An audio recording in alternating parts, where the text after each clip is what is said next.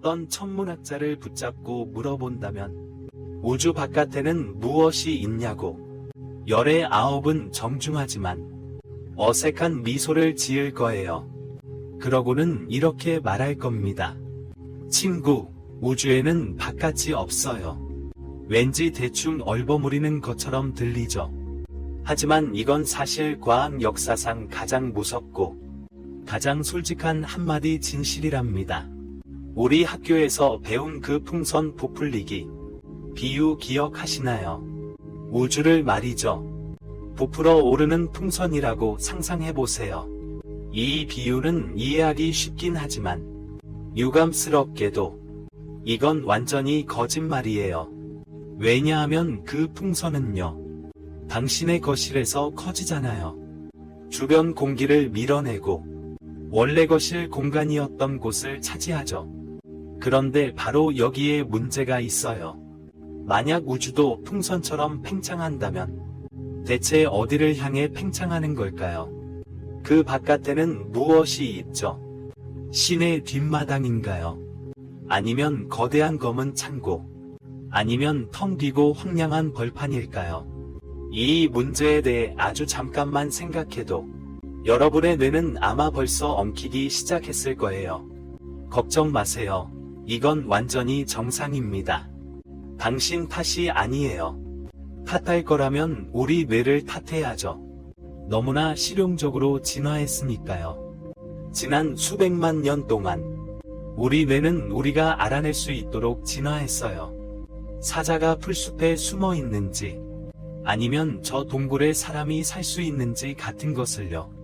우리 뇌의 기본 설정에는 이런 논리가 깊이 박혀 있어요. 모든 것에는 바깥이 있어야 한다. 물은 컵 안에 있고 당신은 집 안에 있고 집은 지구 위에 있죠. 이 세상은 러시아 마트료시카 같아요.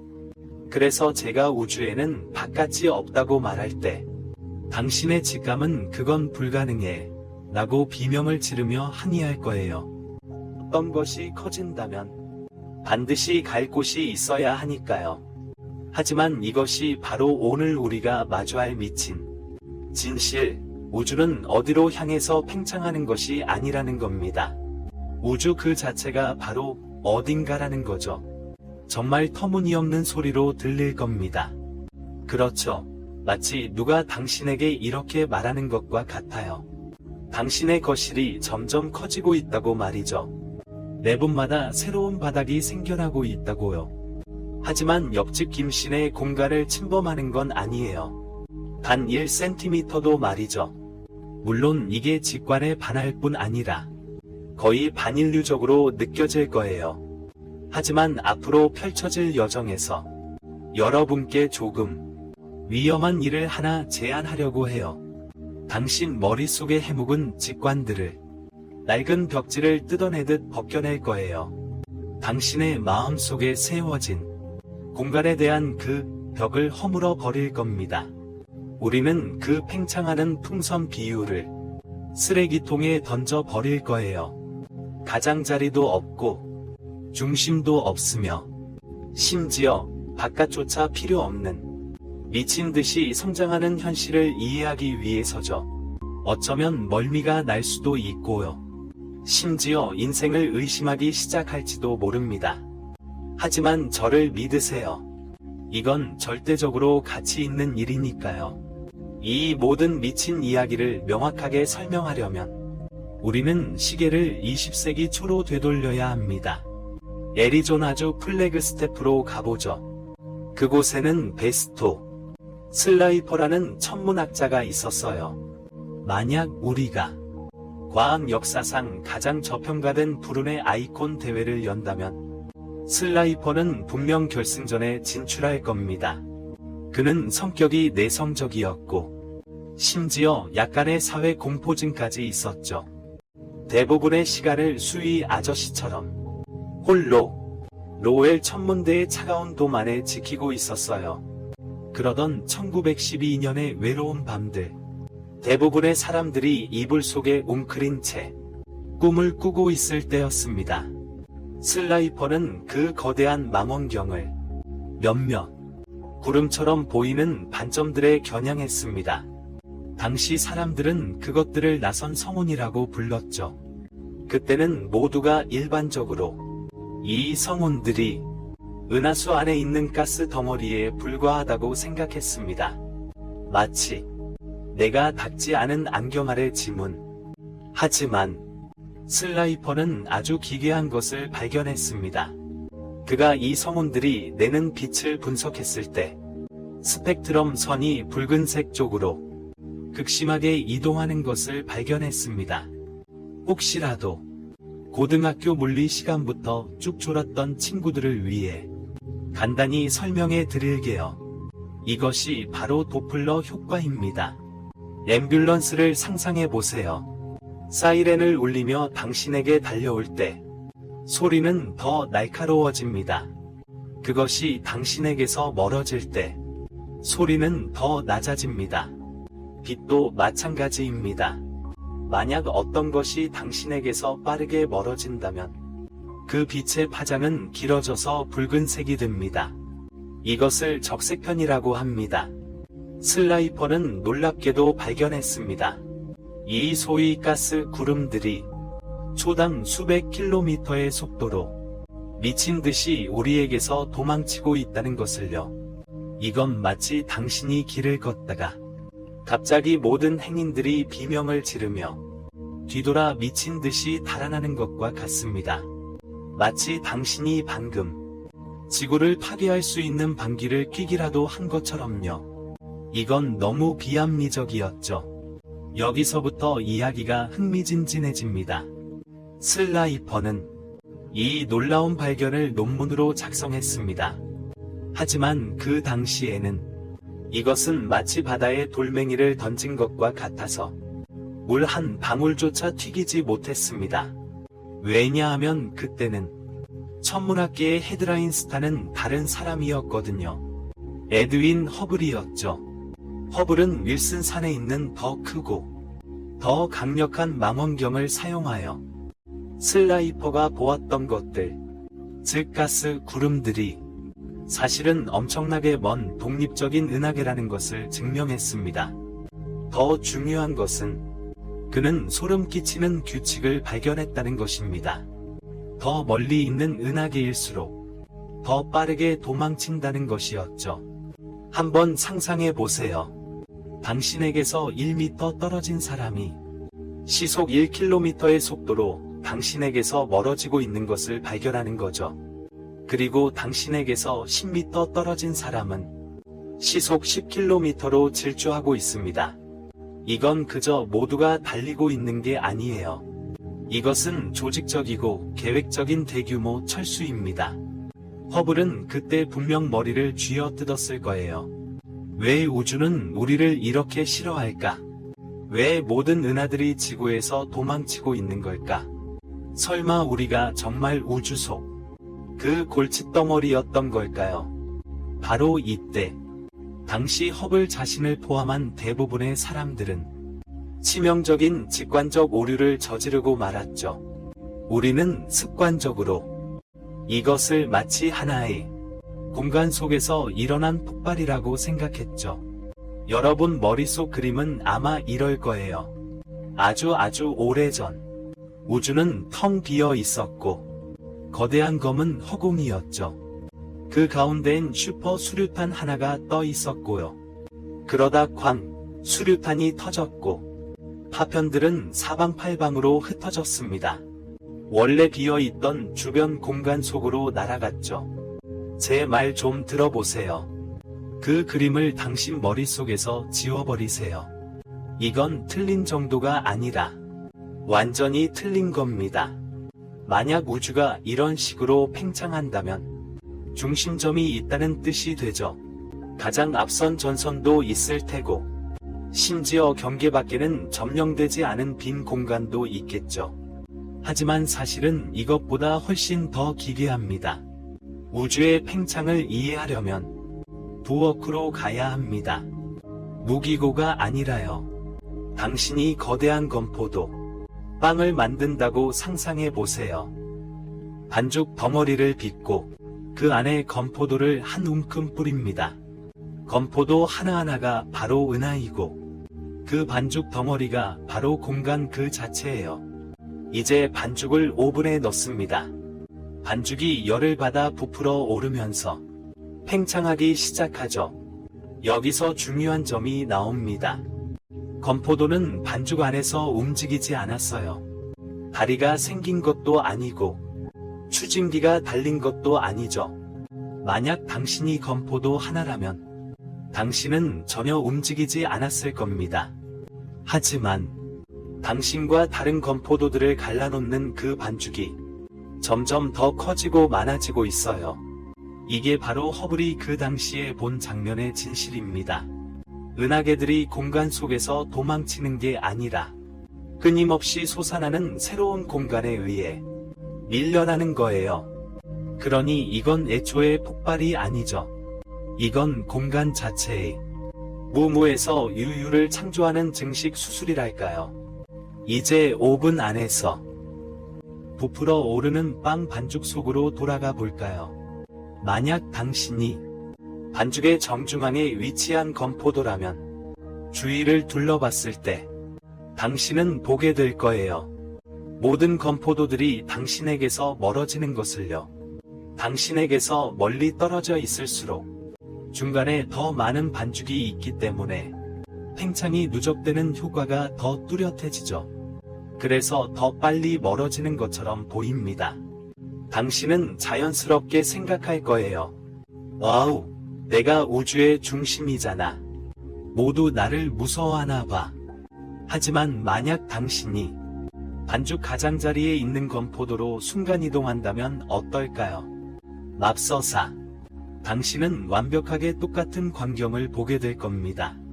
당신도 느낄 거예요. 다른 모든 건포도들이 당신에게서 멀어지고 있다는 것을요. 심지어 당신이 반죽의 가장 구석에 있는 건포도 위에서 뒤를 돌아본다고 해도 다른 건포도들은 여전히 당신에게서 멀어지고 있을 겁니다. 이처럼 팽창하는 반죽 우주에서는 모든 건포도가 자신이 중심이라고 생각해요. 모든 건포도가 이 전체 팽창 현상이 자신에게서 멀어지기 위해 특별히 일어나는 것이라고 생각하죠. 이것이 바로 천문학자들이 항상 말하는 이유입니다. 우주에는 중심이 없다 라고요. 아니면 좀 더 낭만적이고 자아도취적인 표현으로 바꾸자면 우주에 있는 모든 점이 바로 중심이다 라는 거죠. 당신이 집 베란다에 서서 별이 빛나는 밤하늘을 올려다보며 저 은하계들이 빠르게 멀어져 가는 것을 볼 때 당신은 얼마든지 자랑스럽게 선언할 수 있습니다. 자신이 바로 우주 팽창의 초점이라고요. 이것도 틀린 말은 아니죠. 옆 행성에 사는 초록 피부를 가진 녀석도 똑같이 허풍을 떨지 않는다면 말이죠. 이것은 또한 가장 골치 아픈 문제를 설명해 줍니다. 우주는 어디에서 폭발했을까요? 답은 바로 어디에서나 폭발했다는 겁니다.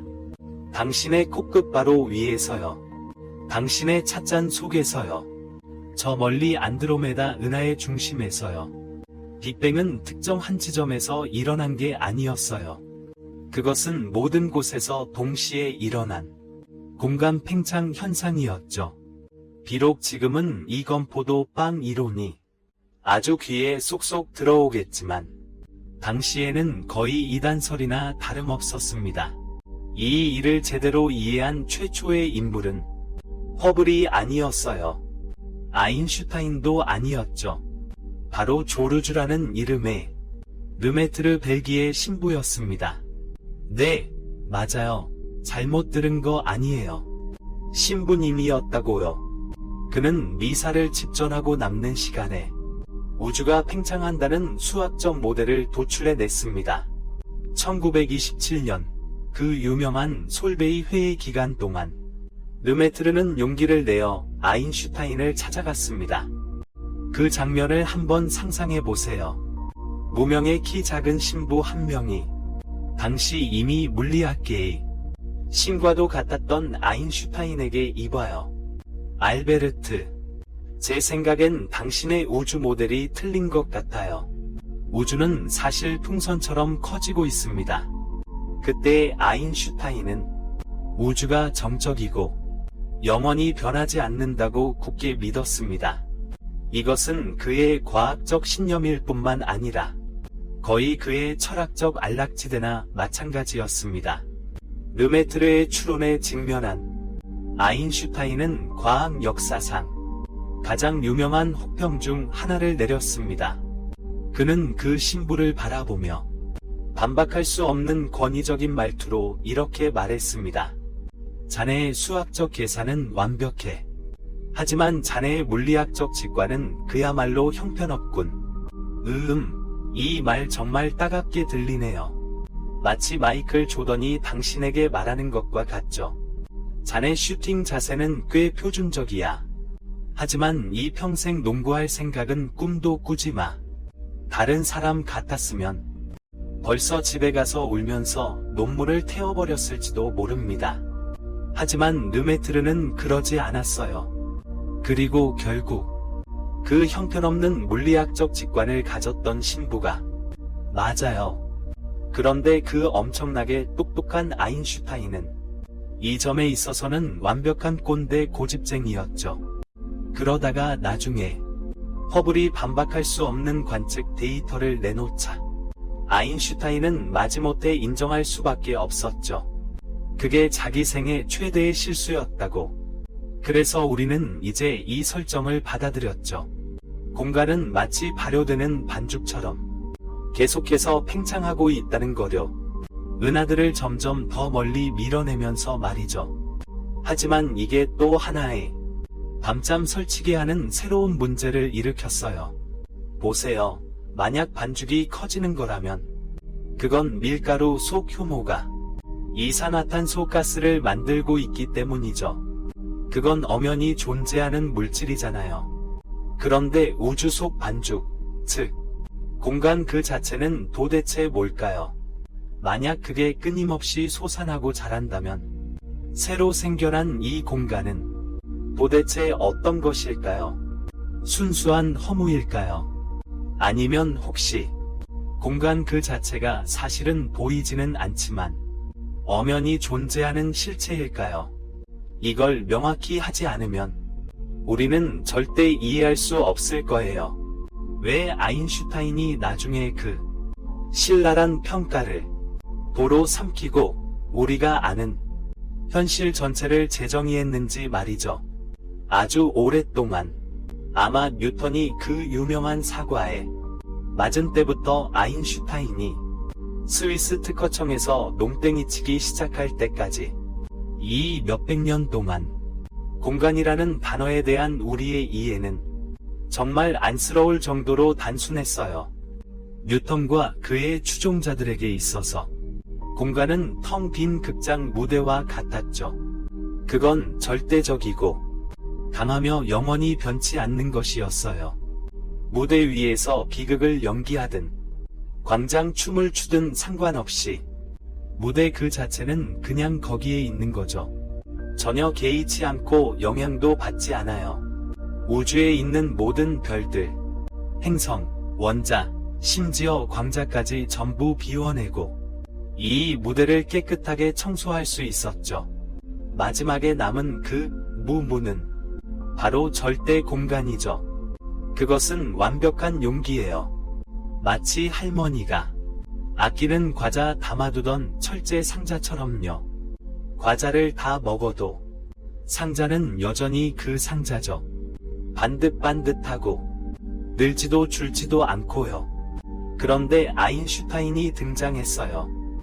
양말 신는 걸 싫어했던 이 천재는 뉴턴의 그 철제 상자를 집어들고는 인정사정 없이 바닥에 던져버렸어요. 그리고 그걸 뭐라고 해야 할까? 커다란, 보이지 않는 거대한 토피 캔디로 바꿔버렸죠. 일반 상대성 이론의 세계에서는 공간이 더 이상 차갑고 텅 빈 무대가 아니에요. 살아있는 물리적 실체가 된 거죠. 굽어질 수도 있고, 늘어날 수도 있고, 진동할 수도 있어요. 심지어는 꽈배기처럼 뒤틀릴 수도 있죠. 거대한 질량을 가진 물체가 예를 들어 지구가 이 토피 위에 놓이면 토피 캔디는 움푹 파여요. 지구가 인력이라는 신비한 힘으로 달을 잡아당기는 게 아니에요. 지구가 공간을 휘게 만드는 거죠. 달은 단지 이 휘어진 토피 표면을 따라 굴러가는 것뿐이랍니다. 이건 단순히 수학적인 속임수가 아니에요. 이건 공간이 물리적 성질을 가지고 있다는 뜻이죠. 비록 우리가 그걸 만질 수도 없고 한 조각 잘라 집에 가져갈 수도 없고 냄새를 맡을 수도 없지만 그것은 마치 보이지 않는 통치자 같아요. 물고기가 물을 보지 못하지만 물의 흐름이 물고기의 움직임을 결정하는 것처럼요. 휘어진 공간이 만물이 어떻게 움직이는지를 결정하는 거죠. 공간이 식물 같은 실체라면 그걸 늘릴 수도 있겠죠. 그럼 이제 다시 그 머리 아픈 대머리 유발 문제로 돌아가 볼게요. 만약 우주가 팽창하고 있다면 새로 생겨난 공간은 도대체 어디서 온 걸까요? 앞에 나왔던 그 발효되는 건포도 빵 기억하시나요? 그 비유가 아주 고전적이긴 한데 사실 좀 오해를 불러일으킬 소지가 있거든요. 어쨌든 반죽이 커지는 건 효모가 가스를 만드니까 그런 거죠. 뭔가 채워져서 커지는 거잖아요. 근데 우주가 팽창할 때는요. 어떤 외부 가스가 펑 하고 들어온 게 아니거든요. 이런 기묘한 현상을 여러분이 제대로 이해하실 수 있도록 무에서 유가 창조되는 것 같잖아요. 좀 더 현대적이고 첨단 기술 느낌 팍팍 나는 비유가 필요해요. 빵은 이제 잊으세요. 자, 여러분의 휴대폰을 꺼내보세요. 상상해보세요. 지금 휴대폰 화면으로 별 2개가 찍힌 사진을 보고 있다고 쳐요. 이 두 별이 화면에서 서로 떨어져 있는 거리가 10픽셀이라고 가정합시다. 이제 제가 우주의 시스템 업그레이드를 한다고 상상해보세요. 화면을 크게 늘리는 게 아니에요. 저는 화면의 해상도를 높일 겁니다. 원래 이 두 별 사이에는 10개의 픽셀 격자만 있었죠. 즉, 10개의 공간 단위가요. 그런데 제가 마법의 버튼을 눌렀어요. 시스템이 미친 듯이 새로운 픽셀을 삽입하기 시작합니다. 원래 1개의 픽셀이 2개로 갈라지고 2개가 4개가 됩니다. 눈 깜짝할 새에 이 두 별 사이는 이제 20개의 픽셀이 되고요. 그 다음엔 40개, 100개, 여기서 중요한 점이 나옵니다. 그 두 별 자체는 움직이지 않았어요. 여전히 원래 그 픽셀 위치들을 차지하고 있죠. 하지만 그들 사이의 격자 그리드가 체증을 겪었기 때문에 거리를 측정하는 자척도가 바뀐 거죠. 그들 사이의 물리적 거리는 말 그대로 실질적으로 증가한 겁니다. 이게 바로 물리학자들이 말하는 그 엄청나게 허세 부리는 것처럼 들리는 단어, 공간 팽창의 진짜 모습인 거죠. 우주는 풍선을 부는 것처럼 가장자리를 밖으로 밀어내는 게 아니에요. 우주는 지금 한창 전방위적인 고화질 HD 리셋을 하고 있는 중인 겁니다. 공간 자체가 모든 구석에서 스스로 복제되고 스스로 그 가치를 늘려가고 있는 거죠. 게다가 휴대폰 화면과는 다르게 우주라는 이 화면에는 한계가 없어요. 가까이 다가가면 빨간색 점이 보이는 그런 화면이 아니죠. 녹색과 파란색 작은 빛들이 박힌 스크린. 그건 매끄러워. 마치 질감 없는 슈퍼 젤리 한 조각 같지. 아무리 늘려도 중간에 절대 끊어지거나 틈이 생기지 않아. 그저 더 넓어질 뿐이지. 모든 공간의 점들이 미친 듯이 더 많은 공간을 생성하고 있어. 그래서 우리가 우주가 팽창한다고 말할 때 사실 우리는 이렇게 말하고 있는 거야. 우주의 해상도가 점점 더 높아지고 있다고. 두 점 사이의 픽셀이 점점 더 많아지고 있다는 거지. 그래서 우리가 점점 더 멀어지는 것처럼 보이는 거야. 이제 여러분은 손을 들고 의아한 표정으로 저한테 물을지도 몰라요. 잠깐만요, 오빠. 만약 공간이 정말 오빠 말대로 미친 듯이 새로운 픽셀을 생성해서 모든 것을 멀리 밀어내고 있다면요.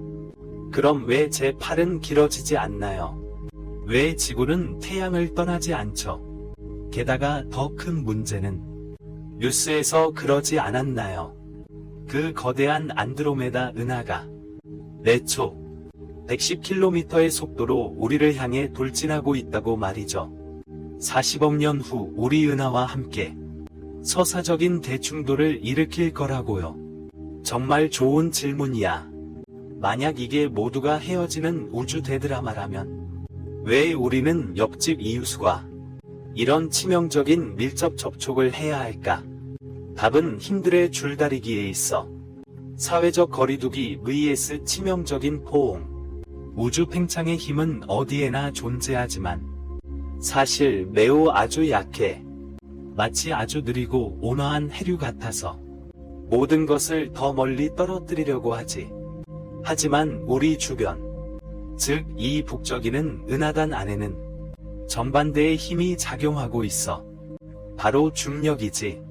중력은 강력한 접착제 같거나 아니면 통제 욕구가 아주 강한 연인 같지.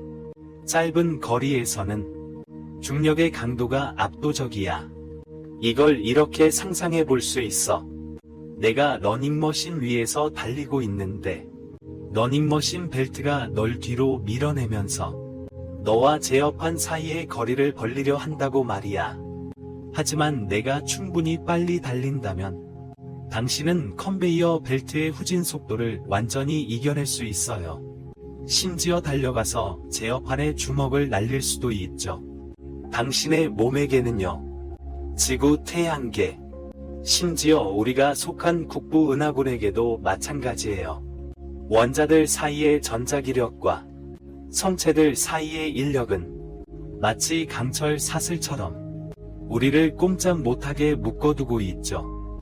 공간은 분명히 우리 원자들 사이에 새로운 픽셀을 끼워 넣으려고 했지만 원자핵은 즉시 저리 가 라고 소리쳤죠. 그리고는 그 새로운 픽셀들을 밀어냈어요. 그래서 당신의 팔은 길어지지 않았고 지구는 날아가지 않았으며 안드로메다 은하도 밀려나지 않았답니다. 역시 국부적인 중력이 이긴 거죠. 하지만 이게 다가 아니에요. 만약 시야를 넓혀보면 스토리가 더 복잡하다는 걸 알게 될 거예요. 우주 팽창은 우리를 밀어내려 하지만 우리는 안드로메다와 충돌하는 것뿐만이 아니라 우리 국부 은하군 전체가 마치 길 잃은 관광객들처럼 어떤 신비하고 거대한 인력에 의해 거대 인력체라는 곳으로 끌려가고 있답니다. 이건 마치 넓은 바다 위를 표류하는 것과 같아요. 해수면 자체는 넓어지고 있지만 밑에 있는 해류가 우리 이 거대한 함대를 미지의 심연으로 빨아들이고 있는 거죠. 이건 국부적인 사고, 지역적인 해류와 전역적인 이별이 공존하는 복잡한 드라마예요. 우리 몸은 팽창을 느끼지 못하지만 한 가지는 아주 민감하게 반응해요. 그 팽창을 느꼈을 뿐만 아니라 고통받아 죽어가고 있죠. 바로 빛이에요. 빗줄기를 하나 상상해 보세요. 100억 광년 떨어진 은하에서 출발한 빛이에요. 막 출발했을 때는 활기차고 파장이 짧은 푸른 빛이었죠. 마치 에너지가 넘치는 젊은이 같았어요. 원래는 이 100억 개의 단위 거리를 달려서 지구에 도착할 예정이었어요. 하지만 그가 길을 가는 도중에 우주라는 이 장난꾸러기 신은 그의 발밑에 미친 듯이 새로운 픽셀을 끼워 넣기 시작합니다. 빛이 한 발짝도 떼지 못하고 발밑의 길이 한 뼘씩 길어집니다. 광자는 어쩔 수 없었습니다. 그는 광속을 유지해야 했으니까요. 하지만 그의 발밑 공간 격자 자체가 늘어났습니다. 이것은 마치 고무 트랙 위를 달리고 있는데 누군가 필사적으로 그 트랙을 늘리고 있는 것과 같습니다. 그 결과 길이 길어진 것뿐만 아니라 광자 자체도 늘어났습니다. 빛의 파장은 공간이 늘어나면서 길어지고 파란빛에서 붉은빛으로 변합니다. 심지어 적외선 마이크로 파로까지 변하죠. 우리가 마침내 지구에서 이 빛을 받았을 때 그는 이미 지치고 지쳐 얼굴이 붉어진 노인이 되어 있었습니다. 그는 마지막 숨을 몰아쉬며 우리에게 말합니다. 젠장, 이 길은 보이는 것보다 훨씬 멀다고. 여기 고등학교 물리 선생님을 기절시킬 만한 비밀이 있습니다. 이 빛의 에너지는 어디로 갔을까요? 여러분 모두 에너지 보존 법칙을 아시죠? 에너지는 생성되거나 소멸될 수 없다는 거요. 하지만 파란빛의 에너지는 붉은빛보다 높습니다. 만약 광파가 늘어났다면 그의 에너지는 실제로 줄어들었을 텐데요. 그렇다면 이 사라진 에너지는 어디로 갔을까요? 그 답은 아마도 여러분들을 깜짝 놀라게 할 겁니다. 일반 상대성 이론에 팽창하는 우주에서는 에너지 보존 법칙이 적용되지 않습니다. 네, 잘못 들으신 게 아닙니다. 공간이 팽창할 때 그는 광자의 에너지를 다른 곳에 저장하지 않습니다. 그는 에너지를 그냥 먹어 치워버립니다. 광자는 달려서 지쳤을 뿐만 아니라 그의 지갑마저도 우주라는 길거리 강도에게 강탈당했습니다. 이는 이전 물리학에서는 절대적인 금기였죠. 하지만 아인슈타인의 그 휘어지고 팽창하는 태피 같은 공간 속에서는 이것이 매일 일어나는 일상적인 현상입니다. 자, 이제 우리 머릿속에는 이 장면이 그려졌을 겁니다. 공간은 마치 무한히 늘어나는 젤리 같아서 만물을 멀리 밀어냅니다. 빛의 파장을 느렸을 뿐만 아니라 겸사겸사 그들의 에너지까지 털었죠. 하지만 이는 더욱더 놀라운 의문을 제기합니다. 공간이 고무처럼 늘어날 수 있다면, 심지어 픽셀처럼 늘어날 수도 있다면 이 스크린은 대체 얼마나 큰 걸까요? 가장자리가 있을까요? 만약 가장자리가 있다면 그 바깥에는 무엇이 있을까요? 아니면 더 최악의 상황으로 우리가 계속 이 스크린의 왼쪽으로 걸어간다면 우리가 혹시 고전 게임 스네이크의 뱀처럼 갑자기 화면의 가장 오른쪽에서 튀어나오게 될까요? 자, 이제 우리는 해봐야 합니다. 아마도 당신이 평생 해본 적 없는 가장 머리 아픈 체조를요. 저는 당신에게 부탁합니다. 잠시 위와 아래라는 두 개념을 잊어버리세요. 정말로 그 개념들을 머릿속에서 오래된 껌을 떼어내듯이 떼어내세요. 상상해 보세요. 당신은 소파에 앉아 휴대폰으로 영상을 보는 3차원 인간이 아니라 개미 한 마리입니다. 하지만 평범한 개미가 아니라 지극히 불쌍하고 납작한 종이 같은 2차원 개미죠. 당신은 거대한 풍선 표면 위에서 살고 있습니다. 당신에게는 이 풍선 표면이 바로 모든 우주입니다. 앞으로 걸어갈 수 있고 뒤로 갈 수도, 왼쪽으로 갈 수도, 오른쪽으로 갈 수도 있습니다. 하지만 위로 날아오르는 것이 무엇인지, 혹은 아래로 회전하는 것이 무엇인지는 절대로 이해할 수 없죠. 그런 차원은 당신에게 마치 귀신 이야기처럼 존재하지 않습니다. 이제 탐험 정신으로 가득 찬 당신, 이 2차원 개미는 세상의 끝을 찾아 나서기로 결심합니다.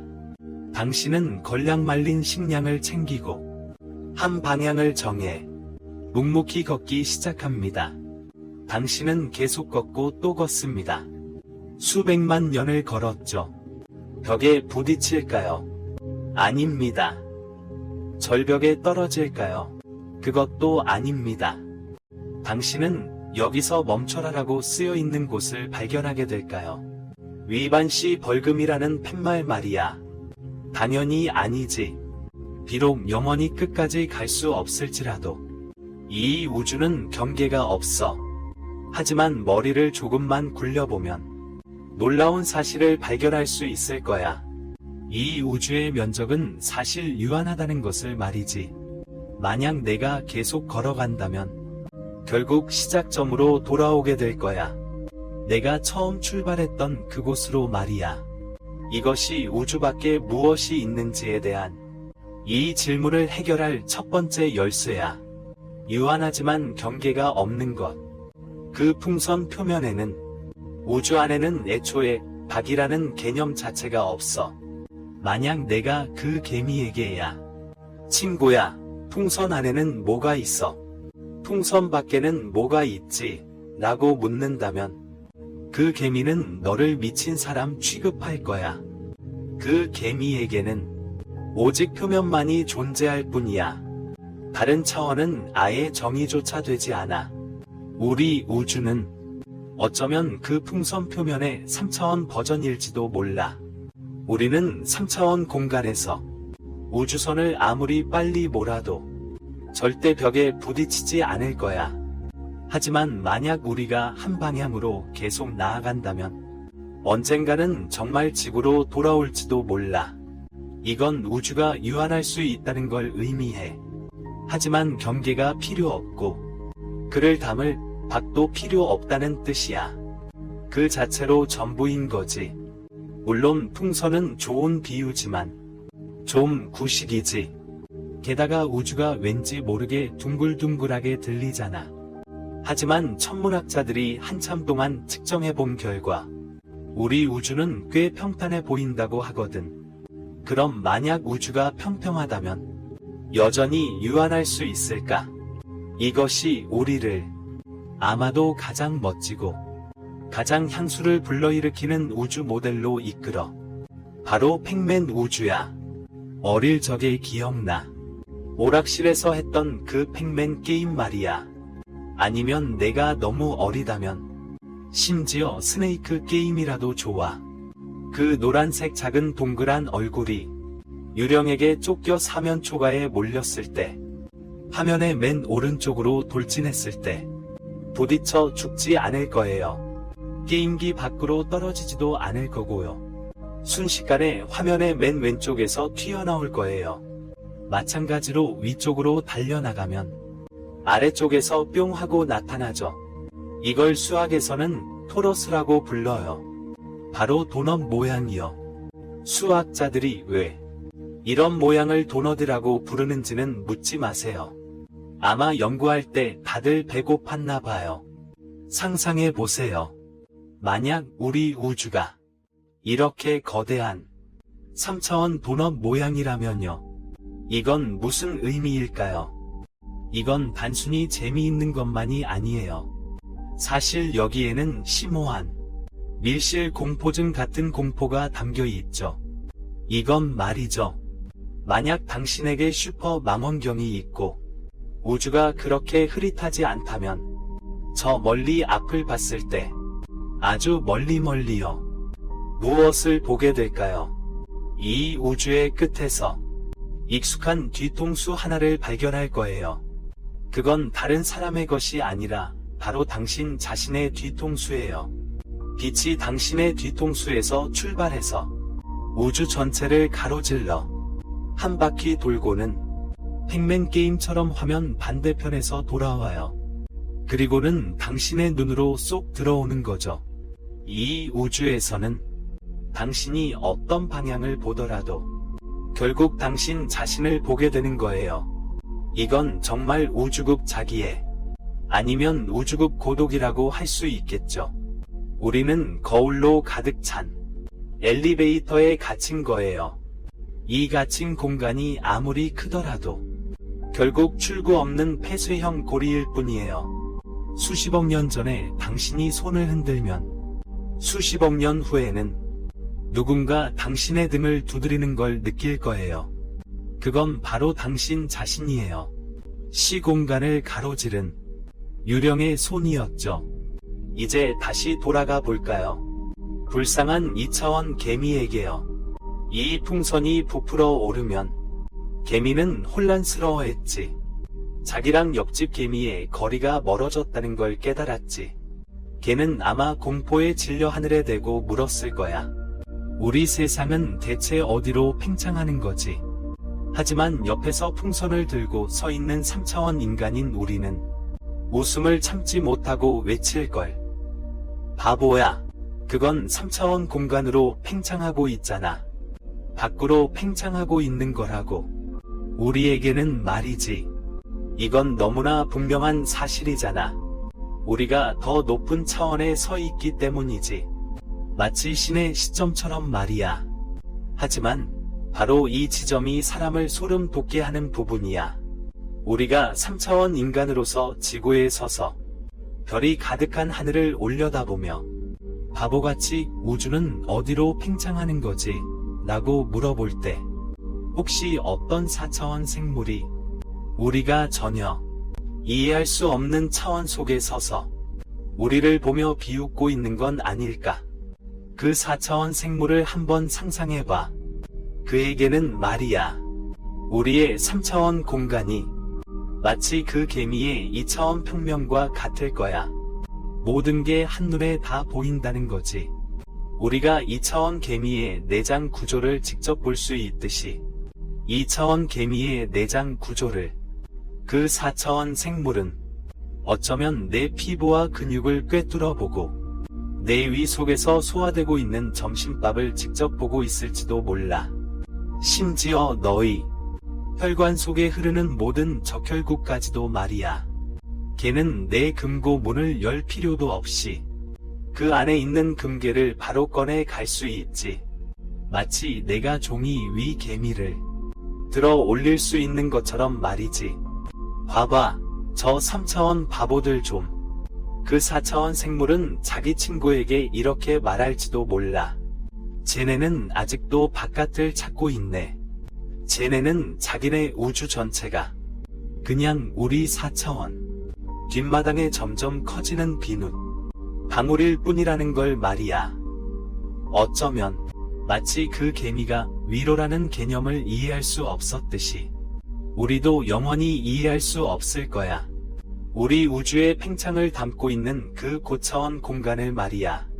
그 차원은 어쩌면 내 콧잔등 바로 앞에 있거나 내 모든 원자 속에 웅크리고 있을지도 모르지. 하지만 너의 뇌는 하드웨어적으로 애초에 그를 방문하는 건 불가능하다는 거죠.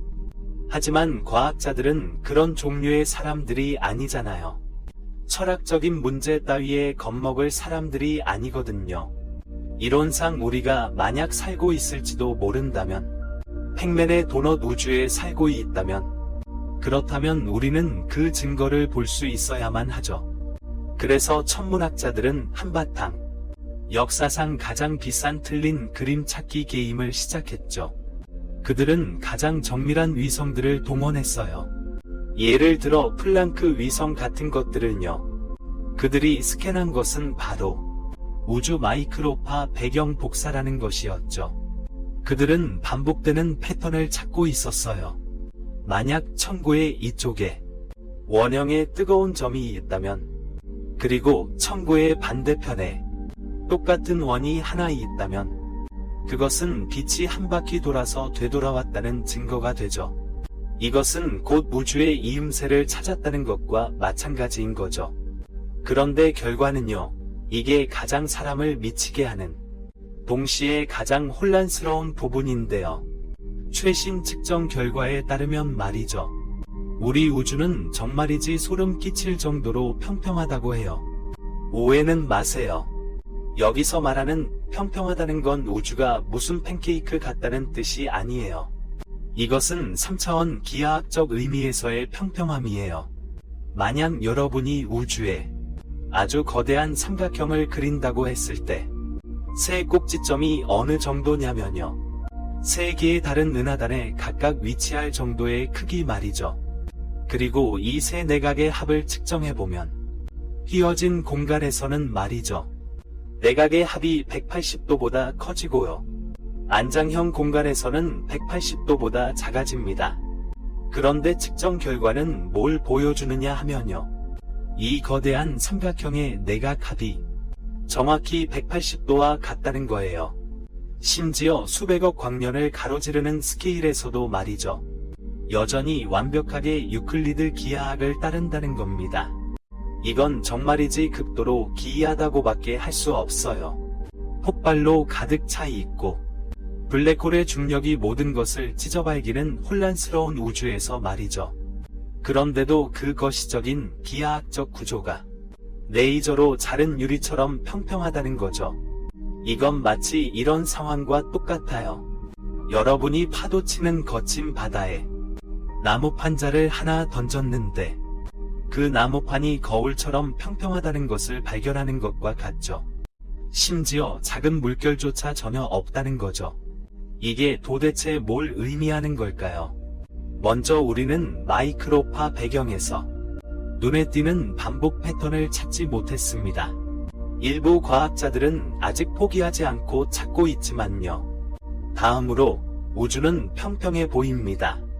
만약 우주가 평평하다면, 그리고 팩맨처럼 순환하지 않는다면 남은 것은 단 하나뿐입니다. 다리가 후들거리는 가능성이죠. 닫혀있지도 않고 순환하지도 않으니 우주는 그저 계속해서 뻗어나갈 수밖에 없습니다. 계속 뻗어나가는 거죠. 이것은 뭘 의미할까요? 우리 우주가 결코 유한하지 않을 수도 있다는 겁니다. 무한하다는 거죠. 물론 우주가 터무니없이 클 수도 있습니다. 우리가 관측하는 수백억 광년은 그 거대한 풍선 위에 있는 아주 미미한 작은 부분일 뿐일 수도 있습니다. 그래서 평평하게 보이는 거죠. 우리는 그저 코끼리 다리를 만지는 맹인일지도 모릅니다. 하지만 현재까지의 모든 증거는 가장 불안한 결론을 가리키고 있습니다. 평평함 더하기 비순환은 무한대. 그리고 친구들, 무한대는 말이죠. 바로 그곳에서 진정한 악몽이 시작됩니다. 왜냐하면 그 끝없는 심연 속에서 공간이 무한하다면, 물질이 무한하다면, 그렇다면 확률론은 어떤 무시무시한 필연성으로 변하게 될 겁니다. 그 무한한 저편에서 일어나는 일들은 어떤 SF 소설보다도 기이할 겁니다. 준비됐나요? 이제 우리는 정말 이상한 것을 보게 될 겁니다. 만약 우주가 정말 무한하다면 우리는 곧바로 하나의 머리가 지끈거리는 논리적 문제에 부딪히게 될 겁니다. 보세요. 만약 우주가 이미 무한하다면 어떻게 더 커질 수 있을까요? 무한 더하기 1은 얼마일까요? 무한 곱하기 2는 얼마일까요? 이건 마치 이렇게 묻는 것과 같습니다.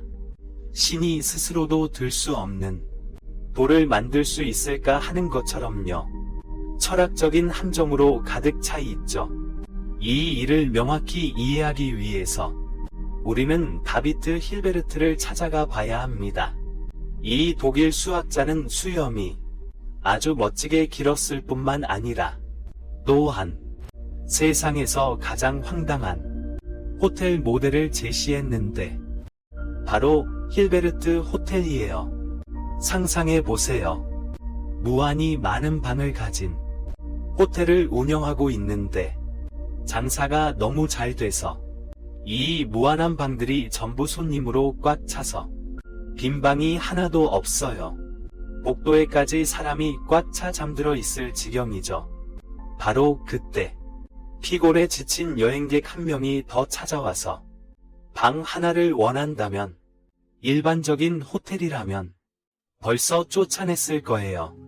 하지만 힐베르트 호텔에서는 달라요. 마이크를 들고 모든 투숙객에게 방송만 하면 돼요. 여러분, 안녕하세요. 현재 1호실 손님은 2호실로, 2호실 손님은 3호실로, 3호실은 4호실로 옮겨주세요. 이런 식으로 계속해서 모든 사람이 N+1 분번 방으로 옮겨가는 거예요. 방이 무한히 많으니까 모든 사람이 다음 방으로 옮겨갈 수 있고 아무도 밀려나지 않아요. 그리고 놀라운 일이 벌어지죠. 1호실이 비는 거예요. 만실인 상황에서 성공적으로 한 명을 더 들인 거죠. 심지어 만약 무한히 많은 여행객을 태운 버스가 한 대 도착한다면 1호실 손님은 2호실로, 2호실은 4호실로, 3호실은 6호실로 모든 사람이 자기 방 번호의 1을 곱한 방으로 옮기게 하는 거예요. 그러면 모든 홀수 번호 방이 비게 되죠. 방은 여전히 무한히 많으니까요. 이것이 바로 무한의 마법이에요. 무한은 구체적인 숫자가 아니라 무한히 조작할 수 있는 상태를 말해요. 하지만 수학이 너무 골치 아프다면 브로콜리를 생각해 보세요. 아니, 더 정확히는 로마네스코 브로콜리요. 혹시 그런 거 아세요? 외계 식물처럼 생긴 거요. 작은 꽃송이 하나하나가 전체 브로콜리랑 똑같이 생겼다는 사실. 그리고 그 작은 조각 위에 더 작은 조각이 또 똑같은 모습으로 자라나는 거죠. 이걸 바로 프랙탈이라고 합니다. 우주의 팽창은요, 마치 끊임없이 성장하는 프랙탈 구조와 같아요. 밖으로 새로운 영역을 차지할 필요가 없죠. 왜냐하면 바깥이 없으니까요. 대신 내적으로 더 복잡해지기만 하면 됩니다. 우주는 모든 미세한 구석에서 새로운 디테일을 생성하는 거죠.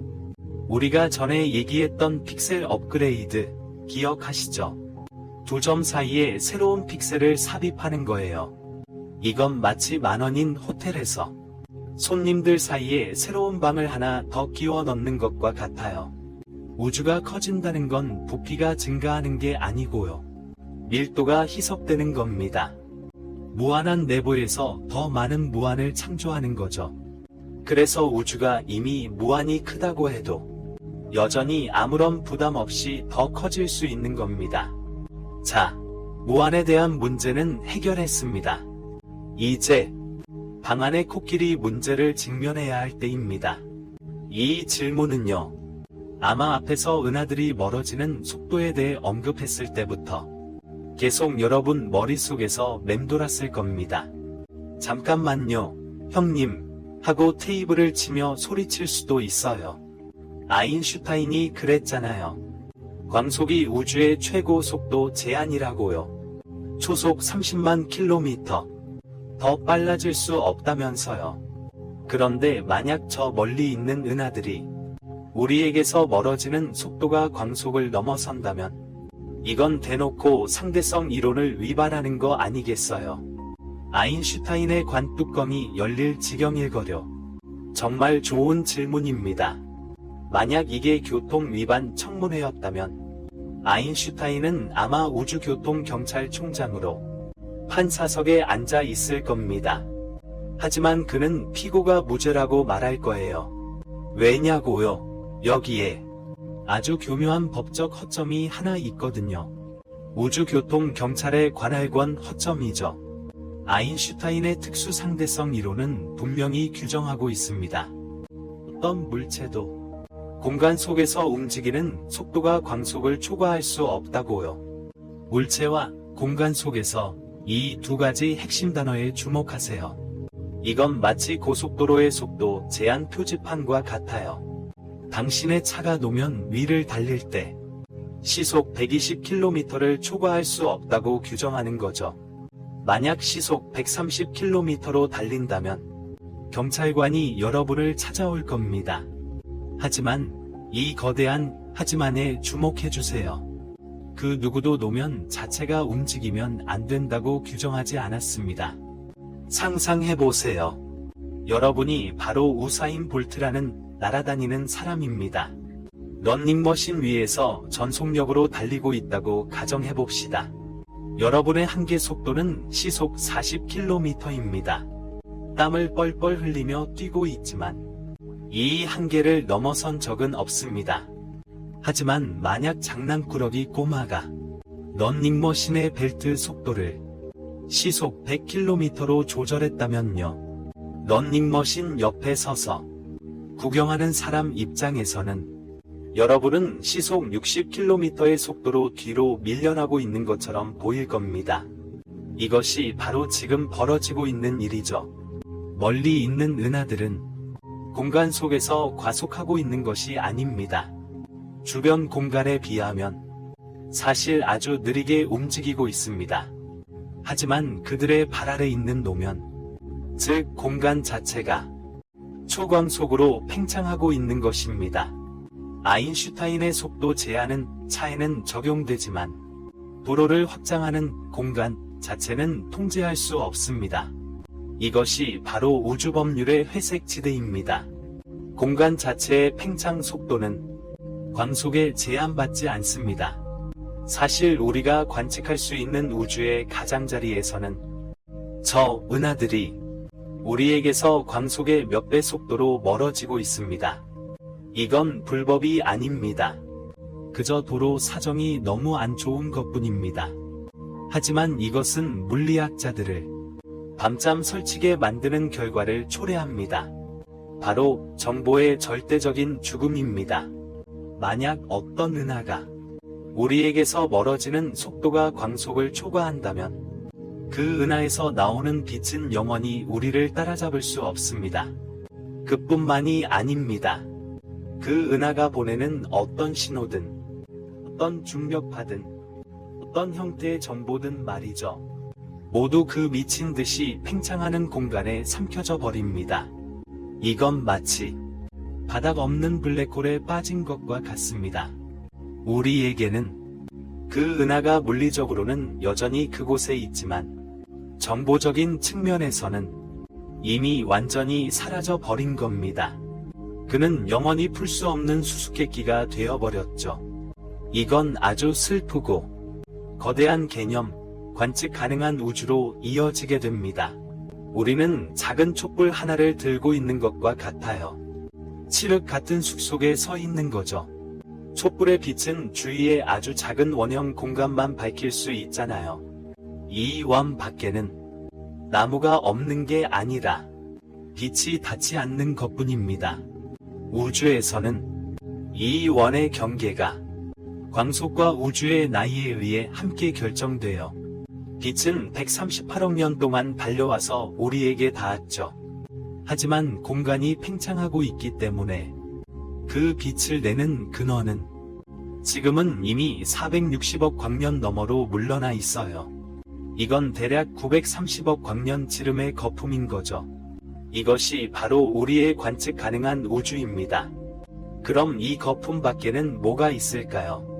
그건 바로 세계라는 감옥의 벽입니다. 이 세계 밖에 있는 은하들이 내는 빛은 마치 역방향으로 올라가려는 아이와 같아요. 아래로 내려가는 에스컬레이터를요. 그 아이가 아무리 빨리 달려도 에스컬레이터가 뒤로 물러나는 속도가 훨씬 더 빠르죠. 이건 뭘 의미하냐면 그 빛은 영원히 절대로 우리 눈에 도달할 수 없다는 거예요. 그 은하들은 실제로 존재하지만 우리에게는 인과율적으로 완전히 단절되어 버렸습니다. 그곳에서 일어나는 모든 것들, 초신성 폭발, 문명의 흥망성쇠, 외계인의 국민 체조까지도 우리와는 아무런 상관이 없어요. 우리는 고립된 섬에 갇혀버린 거예요. 그리고 바닷물은 다른 섬들을 영원한 어둠 속으로 밀어넣고 있죠. 하지만 아직 끝이 아닙니다. 우리가 그 세계의 가장자리를 바라볼 때 우리는 단지 공간의 끝을 보고 있는 게 아니에요. 우리는 사실 시간 여행을 하고 있는 겁니다. 왜냐하면 광속은 유한하기 때문에 멀리 볼수록 더 오래된 것을 보는 거니까요. 1m 밖에 있는 사람을 볼 때 당신은 그 사람의 3나노초 전 모습을 보는 거죠. 태양을 볼 때 당신은 8분 전의 태양을 보는 겁니다. 만약 당신이 이 세계의 벽 끝을 볼 수 있다면 무엇을 보게 될까요? 당신이 보는 것은 우주 대폭발 이후 불과 38만 년이 지난 바로 그 순간입니다. 그것은 바로 거대한 고온 플라스마로 이루어진 불벽이었죠. 그래서 우리는 거대한 시간 캡슐 안 이 우리 벽면에는 24시간 내내 계속해서 우주의 아기 시절 모습이 녹화된 테이프가 재생되고 있습니다. 그리고 이 벽 바깥에 있는 성숙한 은하들은 우리는 영원히 볼 수 없을 거예요. 더 안 좋은 점은 암흑 에너지로 인해 우주 팽창이 가속화되면서도 이 벽은 확대되지 않는다는 거죠. 오히려 은하들이 이 벽에서 더 빠르게 멀어지고 있습니다. 점점 더 많은 은하들이 그 빨간 선을 넘어서 우리 세상에서 사라질 거예요. 미래의 천문학자들은 어쩌면 우리 은하계가 우주의 전부라고 생각할 수도 있습니다. 왜냐하면 다른 은하들은 이미 흔적도 없이 사라져 버렸을 테니까요. 자, 이제 저 무한이라는 개념을 극단까지 밀어붙여 봅시다. 심호흡 한번 하시고요. 왜냐하면 다음 이야기는 여러분이 제가 정신 나간 사람이라고 생각하게 만들지도 모르거든요. 만약 우주가 정말로 무한히 크다면, 그리고 물질 분포가 대략적으로 균일하다면, 확률론에 의해 한 가지 아주 기묘한 일이 필연적으로 발생하게 됩니다. 원숭이 타자기 이론을 알고 계신가요? 한 마리의 원숭이에게 무한한 시간과 타자기 한 대를 준다면 결국 그 원숭이는 셰익스피어 전집을 전부 타이핑할 수 있다는 이론이죠. 똑같은 논리로 원자의 배열 조합은 비록 천문학적인 숫자이지만 결국은 유한합니다. 만약 무한한 공간이 있다면 이 원자들을 배열하는 모든 경우의 수를 통해 결국 특정 배열 방식이 필연적으로 반복되어 나타날 수밖에 없습니다. 이게 무슨 뜻이냐고요? 이건 바로 당신이 우주선에 타고 한 방향으로 충분히 멀리 날아간다면 대략 10의 10승에 29승 미터 정도 되는 거리를 말이죠. 세어볼 필요는 없어요. 이 숫자는 너무 커서 끝도 없거든요. 종이에 적으면 지구를 몇 바퀴나 돌 정도죠. 당신은 우리 은하계와 똑같은 은하계를 필연적으로 만나게 될 겁니다. 똑같이 생긴 은하계가, 이 은하계 안에는 태양계와 똑같이 생긴 항성계가 있고 지구와 똑같이 생긴 행성이 하나 있어요. 그 행성 위에는 당신과 똑같이 생긴 사람이 한 명 있어요. 당신과 똑같이 생긴 의자에 앉아 이 똑같은 영상을 보고 있겠죠.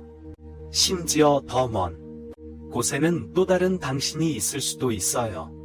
유일한 차이점은 그가 아침 식사로 빵 대신 유태오를 먹는다는 것뿐이죠. 조금 더 멀리 가면 또 다른 당신이 있을 거예요.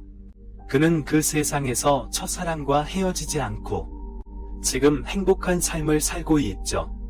이건 그런 허무맹랑한 양자. 다중 우주와는 달라요. 그것들은 다른 차원이나 다른 주파수 안에 있는 거잖아요. 우리가 여기서 말하는 건 같은 물리적 공간에 존재하는 복제품들이에요. 행복한 당신은 당신과 완전히 똑같은 양성자, 중성자, 그리고 전자로 이루어져 있어요. 그는 진짜, 정말로 그곳에 존재하고 있는 거예요. 저 멀리 떨어진, 우리가 영원히 도달할 수 없는 곳에요. 무한한 우주에서는 일어날 수 있는 모든 일이 일어날 뿐만 아니라 셀 수 없이 많이 일어날 거예요. 이것이 바로 무한한 필연성이죠. 이건 마치 가장 미친 평행 우주 SF 소설처럼 들리겠지만 이건 엄연한 수학적 추론이에요. 만약 우주가 무한하다면 이 순간에도 수많은 당신이 수많은 선택을 하고 있을 거예요. 이게 위안이 되나요? 아니면 소름 끼치게 만드나요? 저는 둘 다라고 생각해요. 어쨌든 우리가 이런 철학적인 현기증에서 정신을 차리고 우리 눈앞에 펼쳐진 이 거대하고 팽창하며 수많은 분신들로 가득할지도 모르는 우주를 다시 살펴보면 우리는 한 가지 명백한 물리적 문제를 발견하게 될 거예요. 우주에 이렇게나 많은 것들이 들어있는데 수천억 개의 은하계가, 무수히 많은 블랙홀, 거대한 암흑 물질 덩어리들, 그리고 무한히 복제 가능한 당신. 이 모든 것에는 질량이 있죠. 즉, 모두 중력을 가지고 있다는 뜻이에요. 이론적으로 중력은 마치 거대한 손처럼 흩어지려는 모든 은하를 붙잡아야 해요. 우주의 팽창은 중력에 이끌려 서서히 속도가 줄어들어야 합니다. 마치 당신이 하늘로 던진 돌멩이처럼 서서히 멈출 것처럼 말이죠. 1998년 이전에는 이것이 거의 모든 인류 과학자들의 공통된 의견이었어요. 유일한 쟁점은 감속이 얼마나 빨리 일어나는가였죠. 우주를 결국 다시 끌어당겨 대수축을 일으킬 정도로 빠른가? 아니면 우주가 겨우 팽창을 유지할 정도로 느린가? 감속 자체를 의심하는 사람은 아무도 없었어요. 아무도 의심하지 않는 것처럼요. 던져진 사과가 떨어질 것이라는 것을요. 하지만 우리가 실제로 망원경을 들고 이 감속을 측정하러 갔을 때 우리가 본 것은 소름 끼치는 광경이었어요. 상식을 완전히 뒤집는 모습이었죠. 우주는 브레이크를 밟지 않았을 뿐만 아니라 오히려 누군가 또는 어떤 것이 가속 페달을 끝까지 밟고 있었어요. 시간을 1998년으로 되돌려 볼까요? 그때는 타이타닉호가 전 세계 관객들을 눈물 콧물 쏟게 하던 해였죠. 한편 천문학계에서는 역시에 관한 거대한 물체가 어떻게 움직이는지에 대한 장대한 드라마가 펼쳐지고 있었죠. 당시 줄거리 설정은 이랬어요. 빅뱅이 우주를 폭발시켜 열었죠. 이건 마치 당신이 힘껏 공을 하늘로 던진 것과 같아요. 공은 위로 날아가지만 지구의 중력이 다시 끌어당기고 있죠. 그래서 이 공의 속도는 분명 점점 느려질 거예요.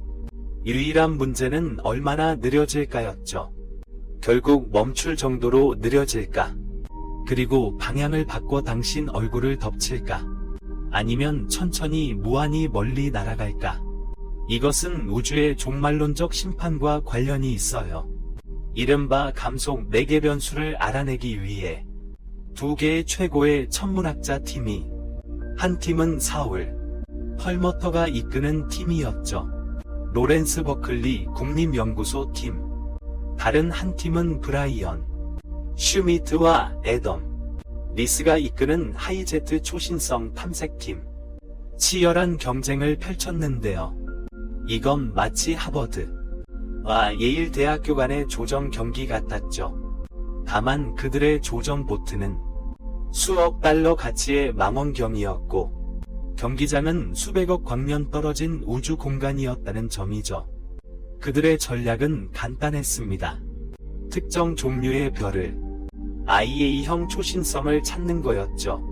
이 별은 폭발할 때의 밝기가 아주 일정해서 마치 표준 100와트 전구와 같았습니다. 이 전구가 얼마나 어둡게 보이는지, 보면 우리로부터 얼마나 떨어져 있는지 알 수 있었죠. 그 다음에는 그것의 적색 편의를 측정해서 이 두 데이터를 비교하는 겁니다. 그러면 우주가 과연 얼마나 감속했는지 정확히 계산해낼 수 있었죠.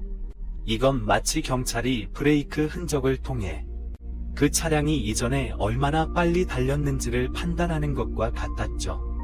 1998년 초가 되자 두 팀 모두 충분한 데이터를 수집했습니다. 긴장감 넘치는 어느 늦은 밤.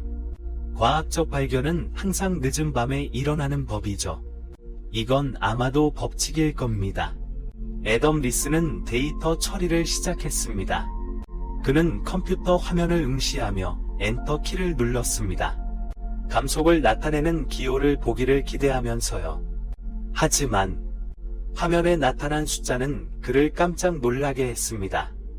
데이터가 잘못된 거였죠. 이 초신성들은 예상보다 훨씬 어두웠습니다. 이것은 의미합니다. 그들이 이론적으로 있어야 할 위치보다 훨씬 더 멀리 있었다는 것을요.